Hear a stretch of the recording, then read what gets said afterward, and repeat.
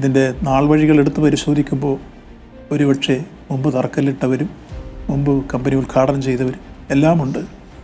പക്ഷേ അത് പ്രാവർത്തികമാക്കുന്ന രൂപത്തിലേക്ക് തുടക്കം കുറിച്ചത് 2016 ഇടതുപക്ഷ ജനാധിപത്യമുണ്ട് ഗവൺമെൻറ്, അതുപോലെ 2021 ഇടതുപക്ഷ ജനാധിപത്യമുണ്ട് ഗവൺമെൻറ്. ഈ രണ്ട് ഗവൺമെൻറ്റുകൾ അതിൻ്റെ ഇച്ഛാശക്തിയോടുകൂടി നടത്തിയ അശ്രാന്ത പരിശ്രമത്തിൻ്റെ ഭാഗമാണ് ഒന്നാം ഭാഗം ഇപ്പോൾ കമ്മീഷൻ ചെയ്യാൻ കഴിഞ്ഞത്.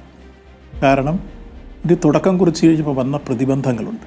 1 റോ മെറ്റീരിയലിൻ്റെ അഭാവം, 2 പ്രകൃതി ദുരന്തം, 3 ഓഖി ദുരന്തം, 4 കോവിഡ് എന്ന മഹാമാരി, 5 പ്രക്ഷോഭ സമരങ്ങൾ.